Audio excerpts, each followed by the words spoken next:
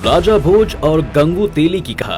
दोस्तों, आपने कहा राजा भोज, कहा गंगू तेली वाली कहावत तो सुनी ही होगी, लेकिन इसके पीछे की कहानी आपको हैरान कर देगी। ऐसा माना जाता है कहानी राजा भोज की वीरता पर लिखी गई थी। जी हाँ, राजा भोज एक ऐसे महाराजा थे जिन्होंने साहित्य, ज्योतिष, धर्मशास्त्र, दर्शन और कला के अनेक ग्रंथ लिखे थे। इन ग्रंथों में से 80 में आज भी उनका नाम ज्ञात है। उनके विषय में ऐसा कहा जाता है कि उन्होंने कभी भी तलवार से समझौता नहीं किया। अपने 55 वर्ष के जीवन काल में उन्होंने जितने भी युद्ध लड़े उसमें उनकी जीत हुई। बागदेवी मंदिर में उनकी परिजात मंजरी नाटिका भी मिलती है, जिसे भोजशाला के शिलाओं पर उकेरा गया था, जिसमें उनकी नागरी, धारनागरी और राजे भोज का वर्णन है। इस ग्रंथ में ही पता चलता है कि चेदी देश के राजा गांगे यदेव कलचुरी को भोज ने हराया था। जब राजा भोज ने जयसिंह टेलंग पर आक्रमण किया था, जिसमें गंगे यदेव ने उनका साथ दिया था, जिसके बाद राजा भोज ने कोंकण पर जीत हासिल की थी।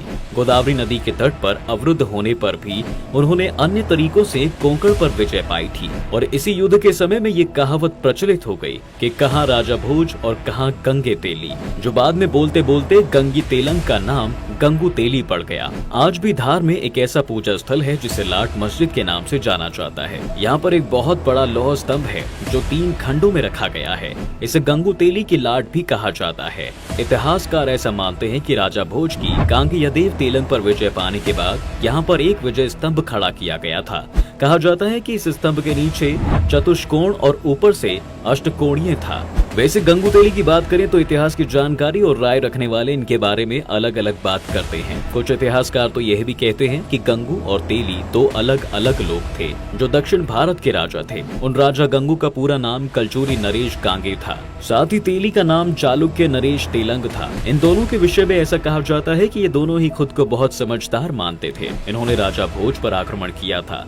ऐसा भी माना जाता है कि इन दोनों के ही पास काफी बड़ी सेना थी। उनके सामने राजा भोज की सेना काफी छोटी थी, लेकिन इसके बावजूद भी वही जीते। लोगों ने यही देखते हुए कहाँ राजा भोज, कहाँ गंगू तेली जैसी बातें कहनी शुरू कर दी थी। वहीं एक और कहानी भी लोगों में बहुत प्रचलित है कि राजा भोज का महाराष्ट्र में एक किला हुआ करता था। कहा जाता है कि उस किले की दीवार बार बार गिरा करती थी। राजा ने इसका उपाय ढूंढना चाहा तो उन्हें ज्योतिषियों ने सुझाव दिया कि अगर किसी छोटे बच्चे और उसकी माँ की बलि इस जगह पर दी जाए तो जरूर ये दीवार गिरनी बंद हो जाएगी।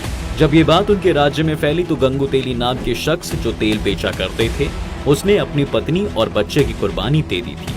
लेकिन गंगू तेली ने जब इतनी बड़ी कुर्बानी दे दी तो इस बात का घमंड हो गया, इसलिए लोग उसे उसकी जगह याद दिलाने के लिए बोलने लगे, कहाँ राजा भोज और कहाँ गंगू तेली। वैसे इनमें से कौन सी कथा सच है, इसमें भी कई उपवाद हैं। आपको इस कहावत के बारे में क्या पता है, हमें कमेंट करके जरूर बताएं। साथ ही वीडियो को लाइक और शेयर करना बिल्कुल ना भूलें।